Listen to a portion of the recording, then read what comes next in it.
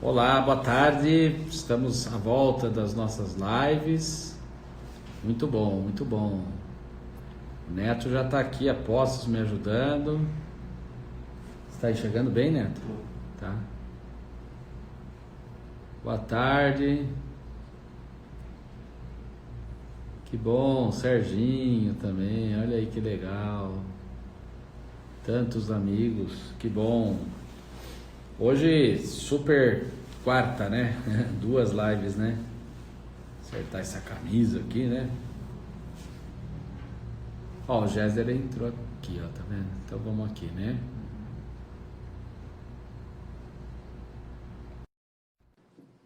Vamos lá. O professor Géser deve estar entrando.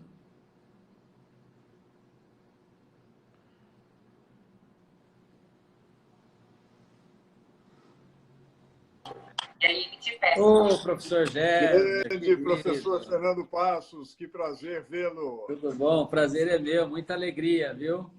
Alegria minha, que satisfação enorme, viu? É. Hoje já lhe vi na Globo, né? Tá em todos os jornais aí, Não, mas né? o mais importante é aqui, com Que o grande bom, amigo Fernando Passos, que um alegria. profissional que eu admiro enormemente, e o E é prazer recíproco, de, é prazer recíproco, de viu? discutir sobre saneamento. Muita alegria, muita alegria. Professor Géser, primeiramente, então, em nome do reitor também, nosso professor Luiz Felipe, que lhe admira demais, né? Nós queríamos É mútuo. agradecer muito o senhor que sempre prestigiou a Uniara e a Uniara que fez o segundo convênio com o CAD na sua presidência, né? Exatamente, E, exatamente. e enviamos para o CAD, eu acho que uns 50, 60 alunos naquele momento. Aí depois o convênio ficou famoso, né? A Uniara teve que disputar com todo mundo, né? Mas Mas eu me teve a lembro, vantagem do pioneiro, né? é verdade. E olha, e vou lhe dizer, há vários profissionais hoje que militam na área da concorrência por causa daquele convênio, Que que bom, foram que bom. estagiários. Uma coisa extraordinária, né? Bom, aquele seu trabalho foi um trabalho hercúleo, né? Foi uma coisa extraordinária. Eu me lembro quando nós fomos no seminário em abertura do presidente Fernando Henrique, quando a gente ia discutir a lei, né? Um seminário internacional. Eu fui no carro do senhor, quase tivemos que empurrar o carro, né? O CAD não tinha estrutura para nada, né? Mas Exatamente, e exatamente. realmente nós devemos, o Brasil deve ao senhor, professor Gessner, a construção do que o CAD é hoje, né? Imagine, há um grupo amplo de pessoas, Não, é dentre verdade, as mas é quais que o professor Fernando Passos é um dos grandes protagonistas. a gente militou muito. Aquela turminha lá da Comissão da Concorrência, da OAB, que o senhor ajudou a indicar tantos e tantos, né? Hoje são todos professores ilustres aí, os mais jovens, né? Dão aula em tudo quanto é Muito, muito lugar, é um orgulho, muito gênio. orgulho. Muito, gente maravilhosa. E tem vários que estão aqui. O Pedro Zanota, então, nem dizer, né? O Pedro Zanota era tudo Bom, para mim, né? Ele era o meu leme seguro, né, na comissão, e foi uma indicação vossa. grande E figura. aqui também está o Gerardo, já nos vendo, vários daqueles amigos todos. Mas, professor Gésio, é o seguinte, eu tive a ideia de lhe convidar, não só porque nós temos o novo marco regulatório de saneamento, mas antes dele, eu fiz a minha segunda live com o ministro Gilmar Mendes. A Que primeira foi bom. com o doutor Ives Gandra, não, a primeira foi com o Drey, enfim, a segunda ou terceira foi com o ministro Gilmar Mendes. E o ministro Gilmar Mendes, na conversa com ele disse que ele sentia, o Supremo estava sentindo muito claramente hoje que o Brasil realmente descuidou dos mais pobres, não só na questão da desigualdade, isso é um outro tema, que se nós tivermos tempo, o senhor pode falar um pouquinho sobre a questão econômica. Mas descuidou em questões tão essenciais como saneamento. E o ministro Gilmar falou que lá no Supremo eles estavam horrorizados porque eles viram o depoimento de uma mãe que precisava descer o filho que estava com Covid, etc. E lá numa comunidade, né, que a gente chamava de favela na nossa época, a comunidade, as ambulâncias não conseguiam subir, não pode subir, pegar a pessoa num socorro imediato, né? E depois, não pode isolar a mãe, só tem 2 cômodos, vai pôr aonde o doente, né?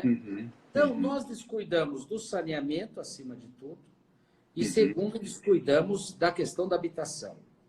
Quando nós fizemos aquela live, ainda não havia um número tão acentuado de mortes no Brasil. Ainda era o começo, né? Com o ministro Gilmar, foi em maio, já era crescente, mas ainda era bem mais seguro. E ele dizia que alguns organismos internacionais e nacionais já mostravam que o perigo do Covid no Brasil se aceleraria também por essa falta de condições de habitação minimamente digna, minimamente, não estamos falando, né? E condições de saneamento. Então, a proliferação poderia ser maior por causa disso. Aí veio o tal do marco regulatório, que na live que eu fiz com o presidente da Câmara dos Deputados, Rodrigo Maia, que foi a 4ª ou 5ª live, e por isso que eu lhe convidei, eu só posso ter convidados desse nível, né? Imagine. E o Rodrigo Maia falou também que a Câmara hoje está, assim, muito empenhada nessa diminuição da desigualdade, não somente pela economia, mas por essas questões essenciais. Não ter água, não ter esgoto, quer dizer, excetuando em sítios, etc., onde é mais difícil chegar, e as populações já têm esse costume, tem um poço, tem bababá, né? Na cidade é inconcebível, não é? Na questão da dignidade humana, é inconcebível. Então, eu tive essa ideia de fazer, porque, por exemplo, eu vivo em Araraquara, aqui é um oásis, aqui é 100% de água tratada, temos quase 100% de esgoto, não tem algumas coisinhas, mas estão chegando. Eu recebi até os dados absolutamente favoráveis. Matão, aqui do lado, que eu milito muito também, né? Então, e hoje a pesquisa mostra que o grande problema, o mais dramático, está no Nordeste, né? Então, eu queria ouvir do que eu considero o senhor, professor Gésner, o maior especialista do Brasil sobre o tema, não só pelos seus estudos e por aquelas coisas maravilhosas que o senhor faz na Fundação Getúlio Vargas, que não dá para acompanhar de tão maravilhoso técnico que tudo aquilo é, e eu recebo todos, graças a Deus, né? Mas também pela sua vivência na Sabesp, que eu acho que deve ter dado, além da academia, um sentido prático, né, por tudo isso. Então, nós estamos muito animados com o novo marco regulatório. Nós precisamos resolver essa crise social, esse débito social que nós temos, né? E eu queria saber do senhor, nós podemos estar animados mesmo, ou é mais uma lei que talvez não pegue, e depois do Covid a gente vai se esquecer que as pessoas não conseguem levar seus doentes para os hospitais e etc. Obrigado e muito bem-vindo. Olha, muitíssimo obrigado, primeiro pelo convite, depois palavras tão generosas, esse meu amigo que é tão generoso quanto exagerado. Mas olha, é um prazer enorme estar aqui e para nós, do Grupo de Economia da Infraestrutura e Soluções Ambientais da Fundação Getúlio Vargas, é uma satisfação enorme ter esse diálogo com a Uniaras, ter esse diálogo com o professor Fernando Passos, que é uma referência do direito e uma referência da academia e é alguém tão engajado na política pública, nas questões públicas. Realmente, Fernando, é uma grande satisfação ser seu amigo e ter o convívio profissional com você. Eu acho que a gente pode estar animado, mas com a devida cautela que você chamou a atenção. Uma lei não faz milagre, né? Não é porque o Congresso aprovou uma lei que vinha sendo discutida há muitos anos. Houve, inclusive, 2 medidas provisórias que chegaram a vigorar por um lapso muito curto de tempo, depois caducaram, houve muita polêmica e, finalmente, nós temos um novo marco. Por que ele é importante? Porque a nossa situação é uma situação de déficit de infraestrutura, né?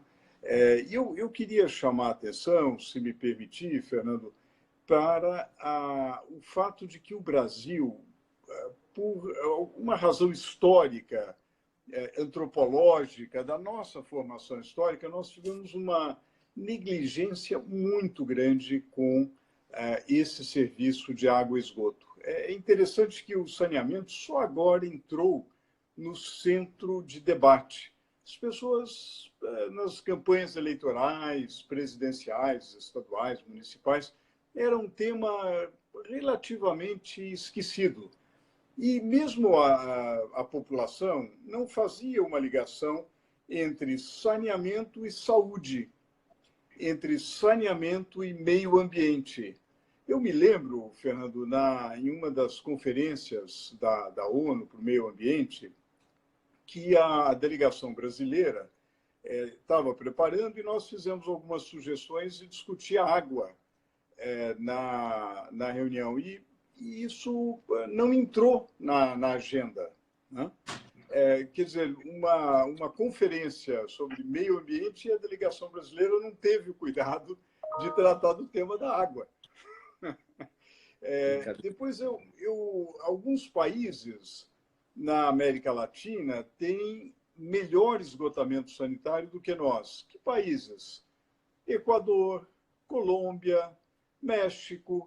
Veja, eu não estou falando da Dinamarca, da Suécia, da Austrália. Eu estou falando de países com o mesmo, ou até mesmo inferior, nível de PIB per capita, que, no entanto, tem mais esgotamento sanitário do que o Brasil, né?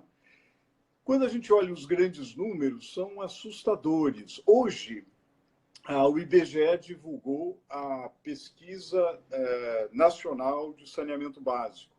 Eu convido todos a verem essa pesquisa, a olharem e vão verificar. Por exemplo, nós perdemos 40% da água antes dela chegar nos domicílios. Quer dizer, há um problema que, aliás, a gente deve ficar atento para o problema do desperdício da água dentro dos domicílios, né? Quantos de nós não sai pela rua e vê, às vezes, uma pessoa varrendo a calçada com água, né? Em meio a uma estiagem, por exemplo? Infelizmente, é uma cena comum. Isso é o desperdício dentro do domicílio, ou até mesmo em frente ao domicílio, quando se trata da calçada aí do sujeito. Agora, eu estou falando antes de chegar, uma perda em função de vazamento ou de furto, 40% é muita coisa.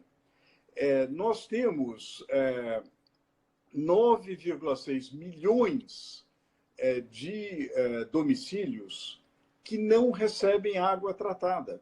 Então, a recomendação básica para enfrentar o Covid-19, essa foi consensual. Nunca houve muita polêmica sobre cloroquina, sobre isso ou aquilo, mas lavar as mãos não tem nenhuma polêmica. No entanto, mais de 30 milhões de brasileiros não têm água tratada. Mais de 40% dos municípios, quando tem água, tem intermitência de mais de 6 horas. Chega uma hora do dia, acaba a água. 20% tem racionamento. Então, a gente tem que se conscientizar disso para dizer o seguinte: olha, nós temos que dar um salto de investimento. E nós fomos verificar quanto tempo nós precisaríamos com o ritmo de investimento que vem sendo feito hoje. Nós precisaríamos, Fernando, investir, se a gente mantiver o ritmo de investimento, nós só vamos chegar à universalização em 2052, o que é absolutamente inaceitável, né?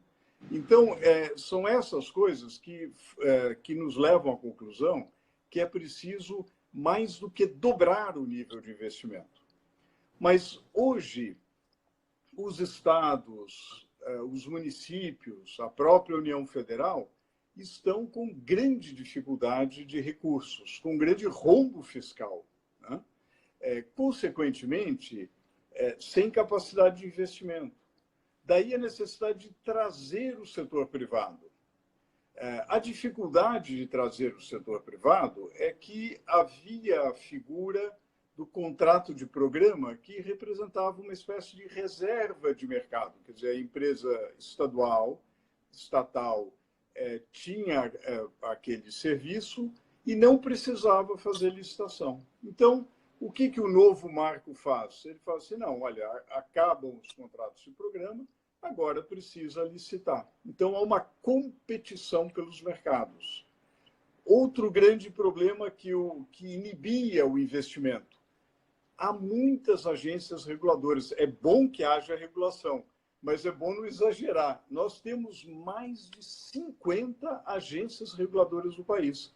É compreensível porque a titularidade é local.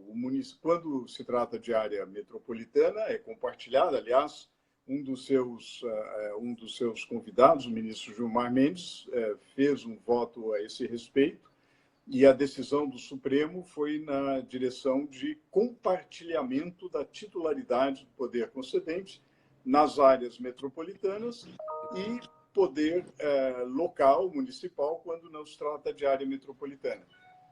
E os municípios delegam às agências estaduais ou podem ter agências reguladoras de um consórcio de municípios. Essa situação fez com que houvesse dezenas de agências reguladoras. Muitas regras, centenas de regras, muitas vezes contraditórias entre si.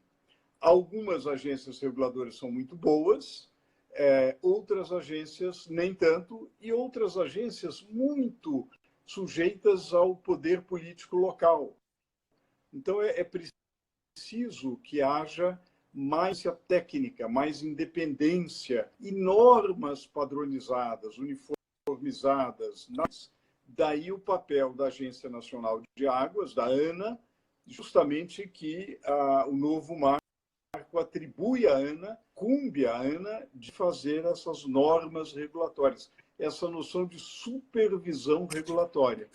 E, finalmente, o novo marco é mais rigoroso do ponto de vista do desenho contratual, ou exigindo o estabelecimento de metas, um critério de indenização muito claro.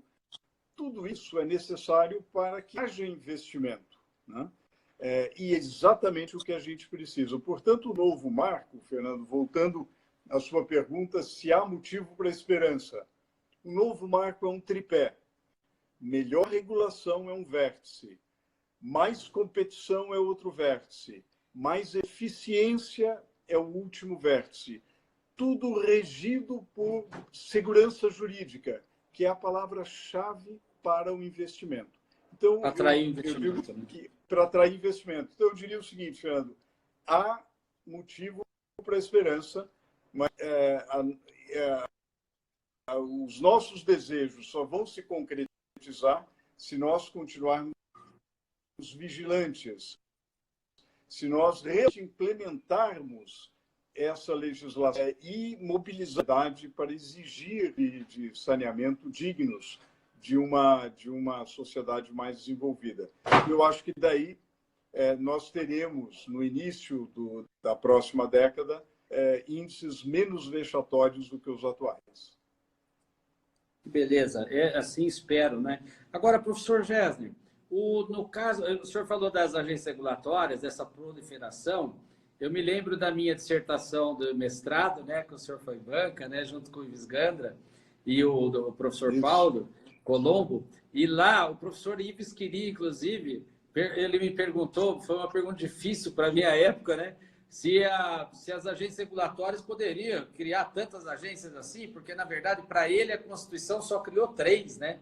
E portanto, só poderia aquelas 3. Eu falei, não, doutor Ives, aí eu divergi, né? Lembra, né? Eu falei, mas eu estou de acordo também, que não pode ser uma coisa assim, de criando agência para qualquer setor, não é verdade? E essas todas que o senhor menciona são sobre o mesmo tema, né? Entendeu? Exato, Essas 50 sobre água, quer dizer, sobre saneamento, né? O que realmente tem que ter uma articulação melhor mesmo. Exato. Agora, eu queria perguntar o seguinte, nessa questão que o senhor mencionou do contrato de programa, não é? Se eu entendi bem, por exemplo, a Sabesp, ela tem um contrato de programa com muitos municípios, né? Com mais de 100 municípios, né? No São Paulo. E ela Sim. agora... Mais de 360. Na verdade, são 360, tá. Eu ia falar 200 e pouco. 367 Tá. municípios. E ela, a Sabesp agora, ela vai ter que competir, os municípios vão fazer licitação? Não, tá ótimo.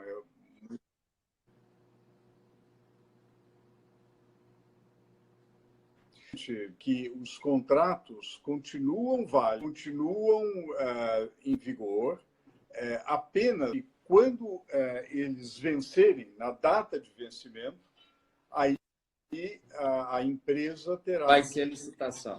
Para renovar o contrato, ela terá que fazer licitação, né? Na original, acordar, aparentemente, Câmara, havia até um certo período de transição, mas o veto do presidente foi o veto ao artigo 16 da proposta original, ele acabou eliminando esse período de transição. Então, a partir, se a lei for promulgada dessa forma, se o Congresso não derrubar o veto presidencial, haverá, então, necessidade de você licitar assim que vencer um contrato de programa. Então, aquele artigo 16 só valia para contratos que já estariam sendo vencidos agora. Isso. Os contratos vencidos até março de 2022, haveria possibilidade, sujeito a determinados ajustes no contrato, colocando-os no espírito da nova lei, poderia haver renovação. Né? Poderia haver renovação do contrato de programa. Na avaliação do senhor, professor Gésio, o veto foi correto ou a Câmara deveria derrubar esse veto para dar um pouco mais de segurança, para não haver uma transformação tão rápida assim, onde os contratos já estejam bem funcionando?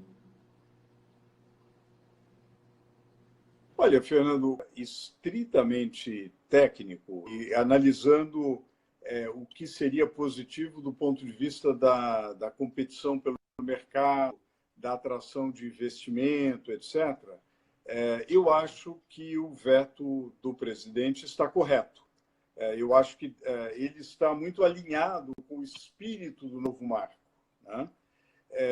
Porém, eu aqui, digamos, não cabe fazer uma análise de natureza política, mas,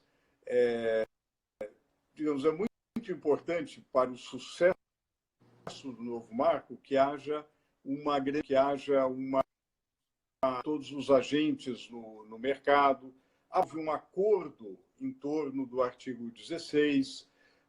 Talvez, pensando do ponto de vista pragmático, eu diria que para evitar judicialização, para angariar maior apoio e adesão prática ao novo marco, talvez fosse sábio manter o acordo. Eu, francamente, Fernando, eu fiz a análise técnica, eu não acompanhei a discussão de como foi o acordo. Eu tenho para mim que combinado não é caro, né? Então, acho que essas operações merecem reflexão. Do ponto de vista estritamente técnico, digamos, o melhor é haver competição, que é a maneira que você consegue melhores serviços e menores preços, né? Eu achei que o artigo 16 ele tinha um prazo não muito longo, né? Porque estamos falando em contratos que são longos, né? Então, exato, como ele estava prorrogando só até 31 de março de 22, quer dizer, menos de 2 anos, né? Eu achei que estava razoável. Porque imagina... Mas tem um detalhe, Fernando, tem um detalhe muito importante, porque, digamos, até março de 22, você pode renovar um contrato de programa com um prazo que pode ser, por exemplo, de 30 anos. De 20 anos. Ah, tá. Aí não dá. Então isso levaria. Agora, não são todos os contratos, tá certo? São apenas aqueles que vencem nesse intervalo de tempo, entre agora e 22. Quer dizer, é uma fração dos contratos. Algumas empresas têm vários contratos vencendo agora, outras menos, né? E há Professor uma... Gessner, e dá no Nordeste, então, que o senhor falou? Nós temos 10 milhões de residência que nem água tem, não estamos falando de esgoto, esgoto vai para 40 milhões, né? Mas, e não só no Nordeste, claro, que no Sul também, mas aqui Claro, lá claro. tá mais concentrado. Eu vi a reportagem e vi a pesquisa, né? Lá Uhum. no, por exemplo, num município onde eles têm 50%, 60% só, 70%, está faltando 30%, 40%, imagina, né? De água Uhum. ou mais de esgoto. E a empresa que cuida do saneamento ali, pelo menos dos 60% que existe, né? Tem um Uhum. contrato de 30 anos. Como vai fazer? Lá vai ter que esperar os 30 para o marco regulatório acontecer, né? Não, isso é uma ótima pergunta. Os contratos que estão em vigor precisarão ser readequados às novas determinações da lei. Então, estabelecer metas, estabelecer critérios de indenização, haver um cronograma de execução, né? Tudo isso vai precisar ser adequado. Também existe um prazo de adequação e me parece razoável. Quer dizer, os contratos continuam valendo, porém, eles são revisados à luz de parâmetros bem mais rigorosos. Tá. Bom, nós tivemos outros vetos também, né? Esse Uhum. problema da readequação talvez dê um pouco de judicialização, eu acho, né? Porque vai ser muito É complicado. possível, é É. possível, é possível. Agora, quem for inteligente vai adequar para não perder, né? Dentro do prazo que tem, porque senão acaba indo para E uma haverá... licitação, né?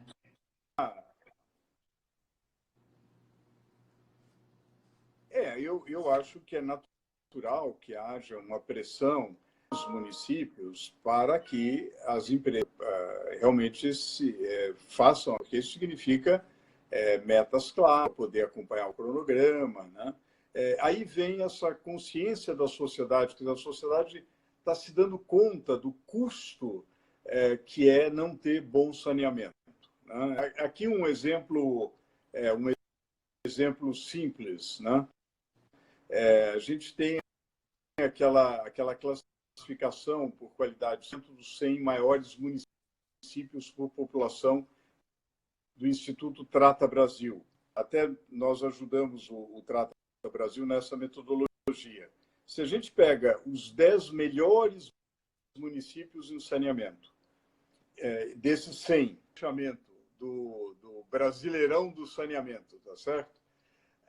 Se a gente pega os 10 piores municípios e pega o quanto que eles gastam com saúde, eles gastam, Fernando, 5 vezes mais do que os 10 melhores. O número de internações é 4 vezes maior. Quer dizer, digamos, investir em saneamento é investir em saúde. É claríssimo, é claríssimo, né? Então, na medida em que os municípios se dão conta disso, eles vão que as empresas façam as adequações necessárias, né, para que realmente você tenha que você tenha progresso nessa matéria. Professor Gessner, houve outros vetos também. Eu gostaria, se tiver algum mais relevante para o senhor comentar, porque teve o veto do bloco, resíduos sólidos, né? A questão do Conselho Nacional, que eu achei um pouco menor. Outros vetos, tem alguns assim mais marcantes que o senhor poderia comentar no sentido técnico de Claro. que estão corretos ou incorretos? E atenção para o artigo 20, que é um É o artigo 20. que excluía resíduos sólidos urbanos desta mudança, eliminando contratos de programa e permitindo maior competição. Foi um veto absolutamente correto, na minha visão, porque você estende esse estímulo à competição para os resíduos sólidos. E é muito importante, né? Na verdade, quando a gente pega, por exemplo, a poluição das bacias, né? A poluição do alto Tietê, por exemplo, que é um grande desafio no estado de São Paulo. Em época de chuva, metão decorre não do esgoto doméstico, mas do lixo. Os lixões que ainda estão espalhados pelo país são focos de doenças, são focos de terríveis problemas de saúde pública.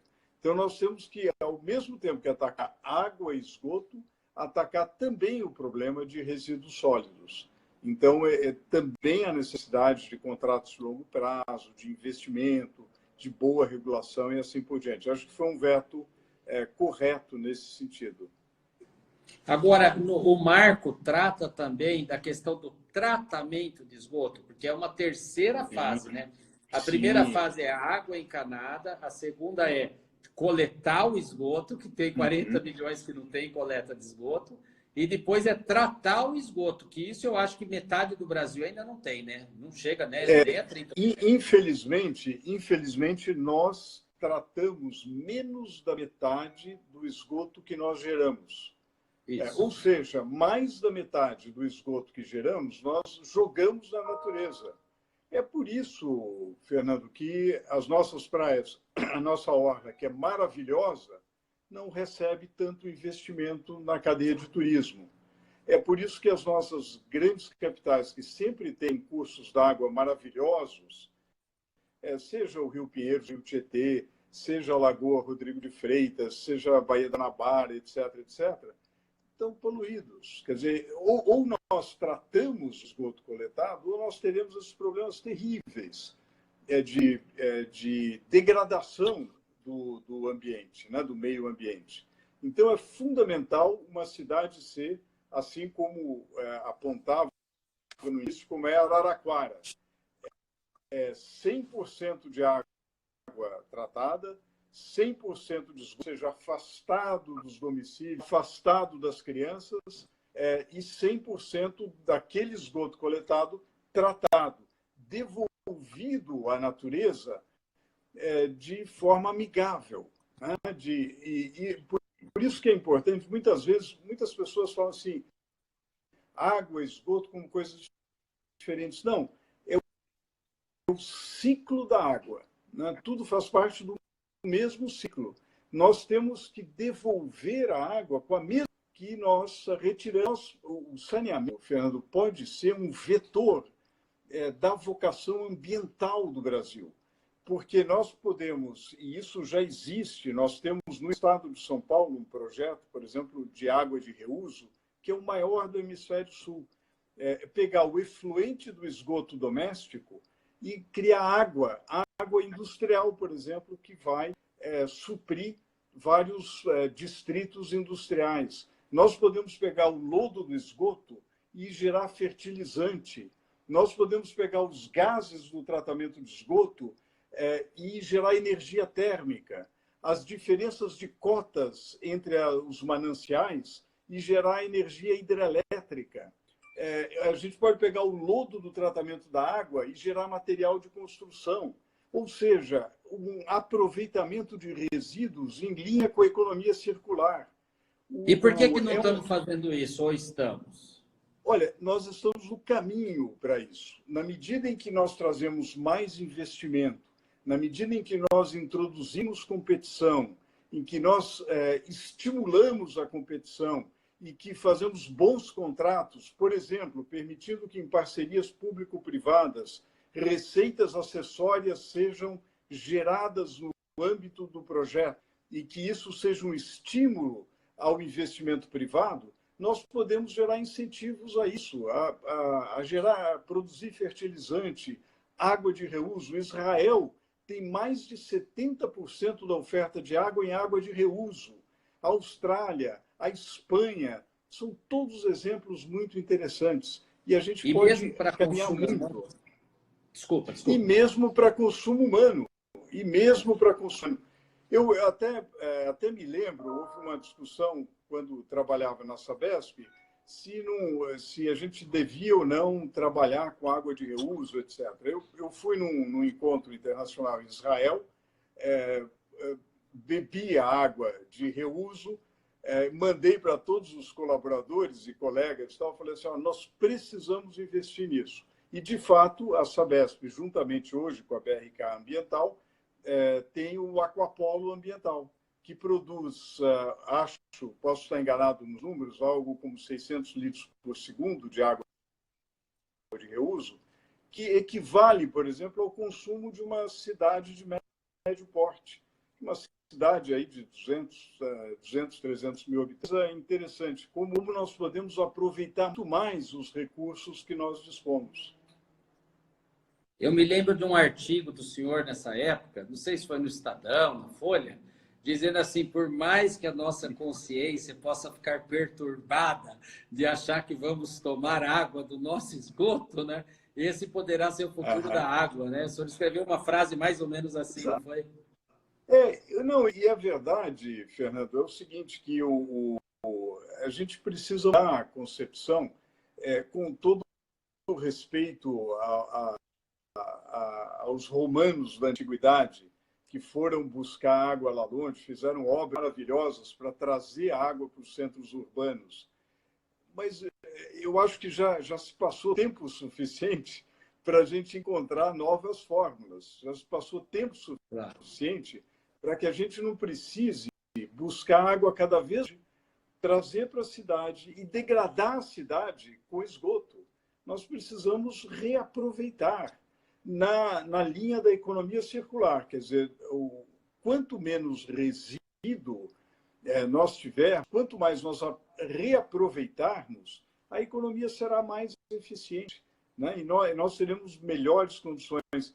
E o saneamento é um dos caminhos para uma cidade ser, além de 300%, ela ter, além de ter coleta de esgoto, tratamento de esgoto, ela gerar energia com esgoto, ela gerar material de construção, ela gerar fertilizante, ela ser uma cidade absolutamente amigável com a natureza. E o que é interessante... Isso nós só vamos conseguir... Saneamento, e a gente... isso a gente só vai conseguir se for através da iniciativa privada e com esses marcos muito definidos, sim. Né? Porque o poder público não tem condição de fazer isso.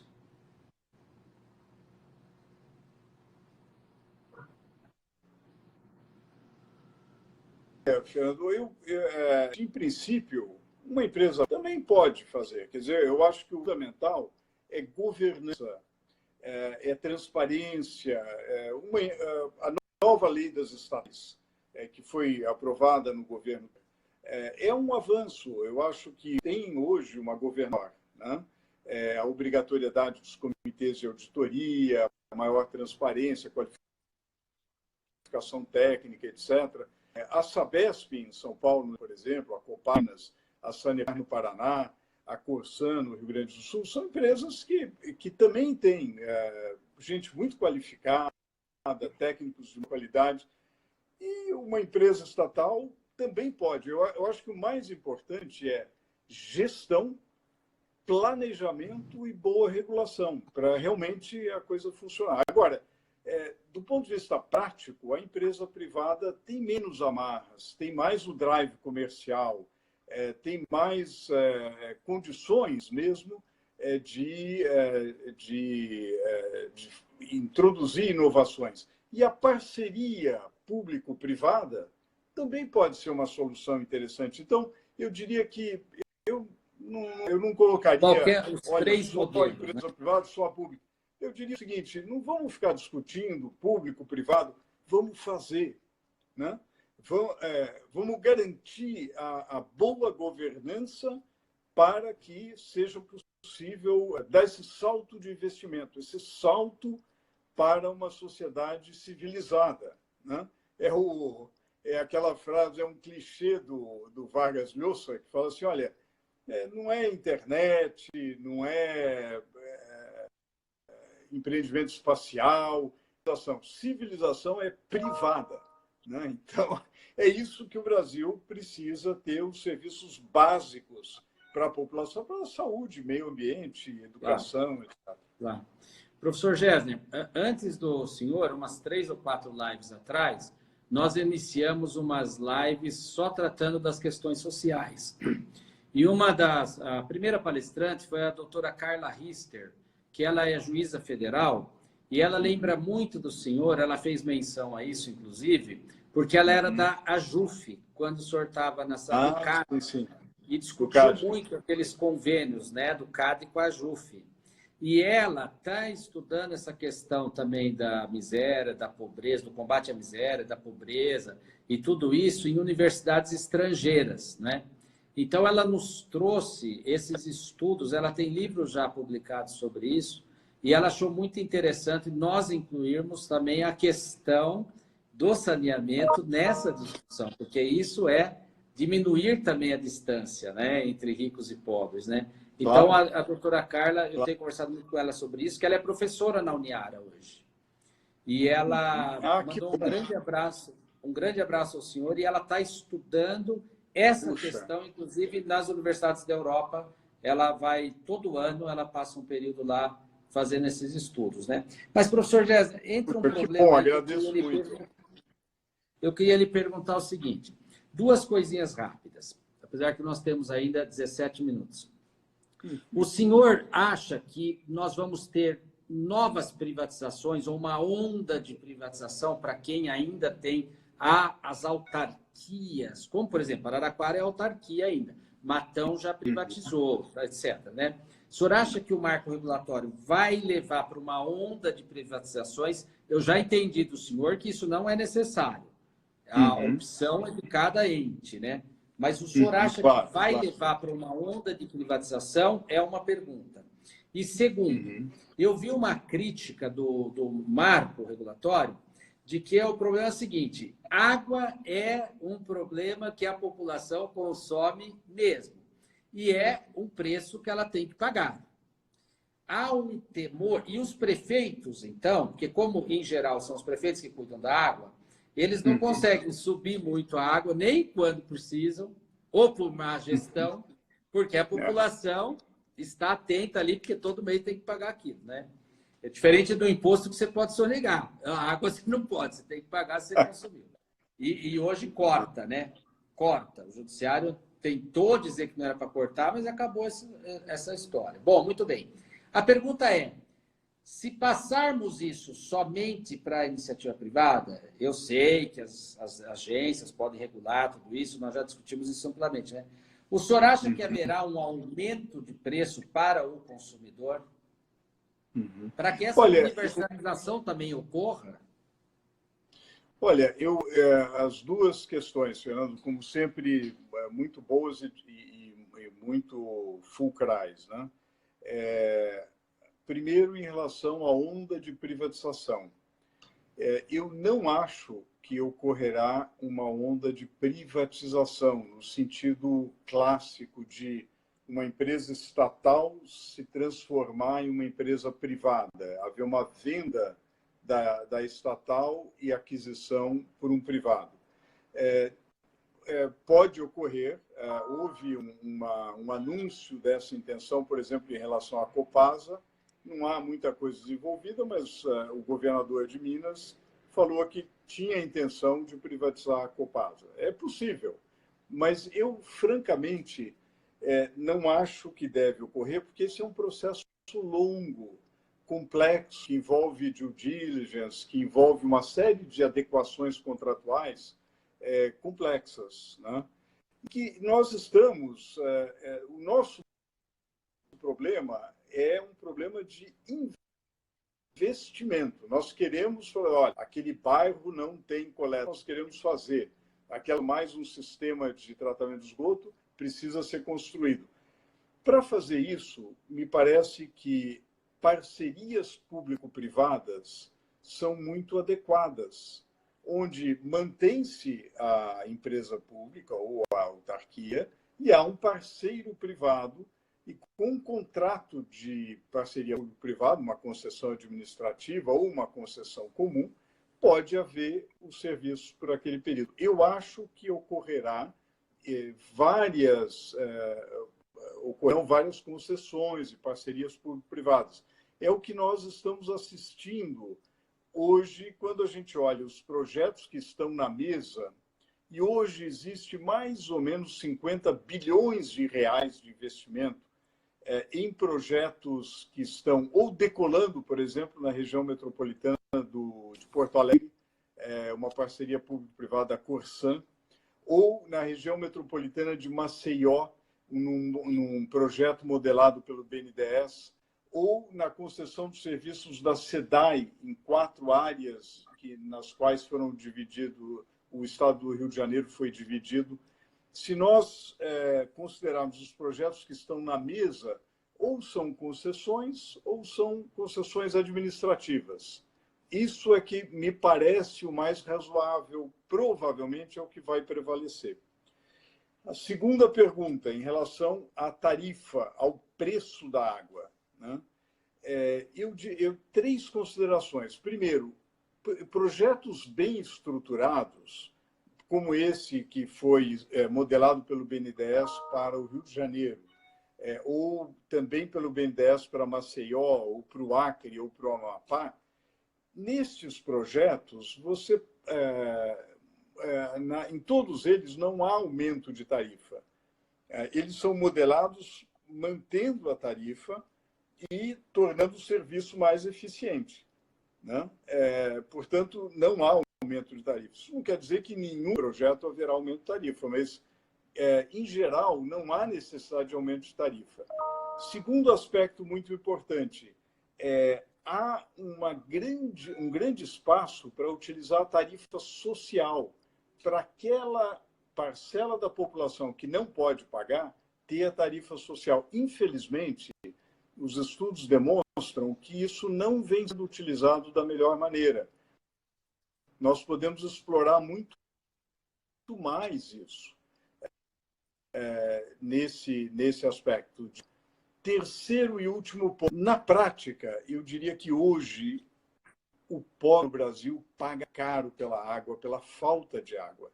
Na verdade, muitas vezes, isso a gente vê também em Nova Delhi, na Índia, a gente vê em Luanda, em Angola, a gente vê em vários países subdesenvolvidos, nos quais o Estado não provê, e as áreas, a chamada cidade informal, fica à mercê das milícias, à mercê dos traficantes, que estes sim furtam água e revendem, e a um preço caro, né?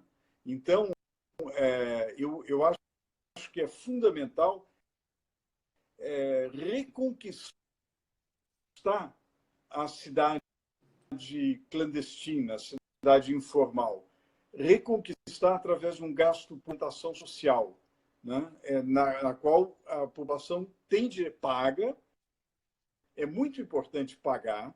Eu já vi, e nós fizemos alguns trabalhos em algumas comunidades, Fernando, em que a pessoa se orgulhava de receber uma conta de água, porque era uma prova, né? Então, é preciso que essas áreas informais sejam reconquistadas, formalizadas, e da tarifa social. Muito bem. Professor Géser, nós temos mais poucos minutos, Eu queria perguntar para o senhor um pouquinho de economia e para o senhor nos ajudar, nos dar um alento, né? A pandemia realmente, o senhor é um dos maiores economistas do país, né? A pandemia realmente está nos assustando pelas mortes, pelo amor de Deus, né? É uma tragédia atrás de outra, mas também pelo problema econômico, porque com as mortes e com tudo isso, com a desaceleração econômica, houve muita perda de emprego, não é? Então, problemas assim inimagináveis. Eu tenho uma postura, eu acho que o governo agiu muito bem de segurar o emprego, em vez de pensar no desemprego, como os Estados Unidos. Nós fomos, talvez, uma das únicas vezes mais inteligentes que eles, né? Mas eu queria saber qual é o prognóstico que o senhor tem para a nossa economia, que o senhor indica. E também hoje eu recebi que o Ministério da Economia, na verdade acho que foi ontem, abriu 2 consultas públicas sobre instrumentos de transformação regulatória pós-pandemia. E um deles, eu lembrei muito do senhor, se o senhor já não está participando, não é o autor, precisa participar, pelo amor de Deus, que é a segunda proposta de instrução normativa que estabelece a política de avaliação de desoneração regulatória como elemento adicional no exercício das competências de análise e manifestação da SEAI, que o senhor entende profundamente, né? Então, me parece que o governo, com a lei de liberdade econômica e esses instrumentos, o governo, perdão, quer modernizar a economia, né? Quais são as vossas argumentações, respostas sobre isso, ou argumentações sobre esses temas? Olha, primeiro, em relação a essas iniciativas, eu acho muito positivas no sentido de eliminar excesso de regras. E se você vai colocar uma nova regra, uma nova regulação, é muito importante que a sociedade tenha a exata noção de qual que é o benefício e qual que é o custo. Análise de custo e benefício, que muitas vezes o burocrata não faz essa análise, impõe a regra à sociedade, e isso tem um custo danado, né? Então, essa linha de análise de impacto regulatório e essa análise de custo-benefício é muito importante. Eu acho muito positiva e vou me engajar juntamente com o nosso time aí da Fundação Getúlio Vargas, do Grupo de Economia da Infraestrutura e Soluções Ambientais, etc. Vamos nos engajar nisso e, desde logo, contando com o professor Fernando Passos nessa empreitada. Agora, a economia, Fernando, é interessante. Eu acho, assim, nós estamos vivendo uma crise, eu costumo chamar que é a crise tríplice, né? É a crise sanitária dos últimos anos, a crise econômica, que é uma recessão global sem precedentes, porque diferente dos anos 30 de depressão, você tem algo simultâneo em todas as regiões do planeta, né? Exceto a Antártida, mas todas as regiões do planeta sofrendo uma recessão profunda e em vários países, inclusive no nosso, com tensões políticas crescentes. Então, essa crise tríplice, eu obviamente não quero minimizar a gravidade dela, mas eu acho, Fernando, que no início da pandemia houve projeções catastrofistas de fim de mundo que exageraram e eu acho que não avaliaram corretamente alguns elementos. A economia digital, né? A economia digital segurou vários segmentos. É impressionante, né? Depois, os pacotes anticrise do mundo inteiro, do Japão, da União Europeia, dos Estados Unidos e do Brasil também, foram pacotes sem precedentes do ponto de vista de transferência de renda. O auxílio emergencial fundamental.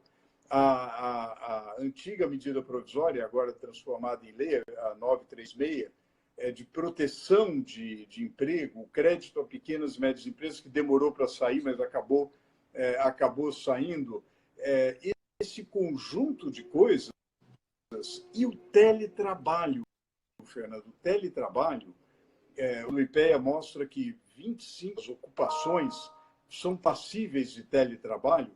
Esse conjunto de coisas segurou muito a economia e faz com que a gente vai ter em 2020 uma queda provável aí entre -6 e -6,5, a maior recessão anual da nossa história econômica registrada, porém não é -10, -9, como o Fundo Monetário, o Banco Mundial falou em -8. Eu acho que, digamos, hoje o mercado já revisa isso. É uma recessão muito profunda, porém, digamos, nós já chegamos no fundo do poço, estamos recuperando. Ainda não sabemos se essa recuperação, o quão lenta será essa recuperação. Infelizmente, não será em V, rapidamente. Tememos o W, né? Subir e depois cair de novo, mas acho que o mais provável é uma recuperação lenta, né? Como o logo da Nike, né? Na falta de uma letra no nosso alfabeto.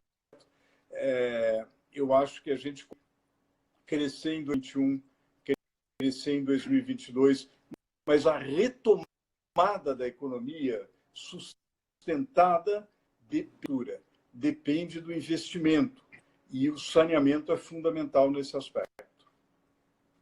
Muito bem. Professor Gésner, eu queria lhe agradecer muitíssimo e dizer que nós acabamos fazendo a live no período de férias, né? Então, os nossos alunos, muitos estão, apesar que quase todos estão online, que nós estamos dando aula remota, né? Mas eu vou incluir depois a live, então, ao vivo, para os alunos em sala de aula, porque eu acho que isso também vai ser fundamental, né? E o pessoal nosso da pós-graduação inteirinho está acompanhando. Eu estou vendo aqui vários professores, inclusive professores elogiando muito e dizendo que aprenderam muito aí com o senhor hoje, né? Eu que tenho essa honra há tantos anos. Eu que aprendi com as suas questões e com esse convite. O senhor continua sendo meu ministro da Economia, né? Eu já falei isso várias vezes, né?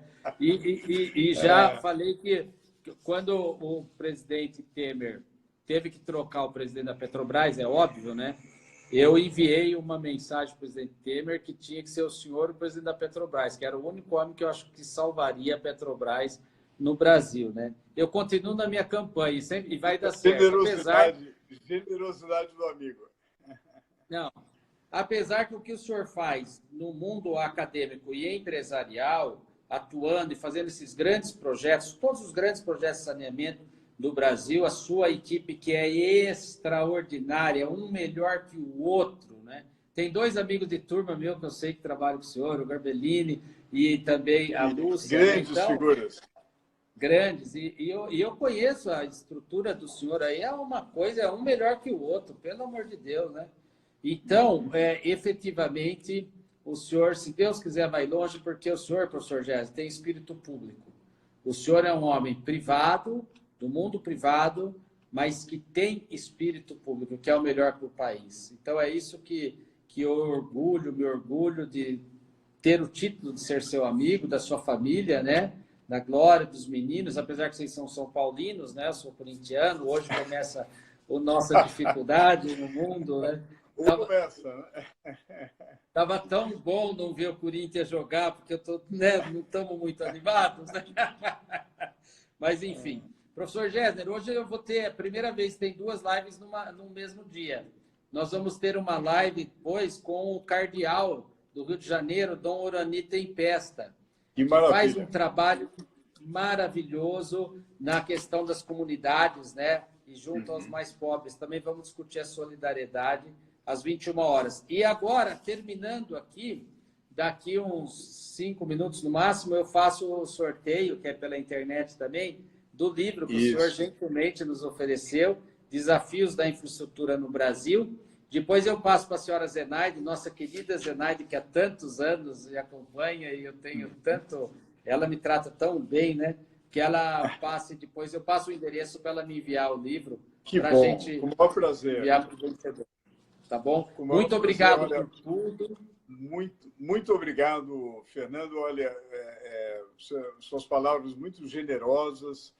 A única coisa que realmente eu pleiteio é o mérito de andar bem acompanhado e ter a sua amizade, o privilégio da sua amizade é uma prova disso. Muito obrigado. Eu sou seu admirador. Tá ótimo. Muito obrigado, professor. E agradeço a toda a sua equipe. Agradeço e parabenize a todos da sua equipe. Obrigado, querido.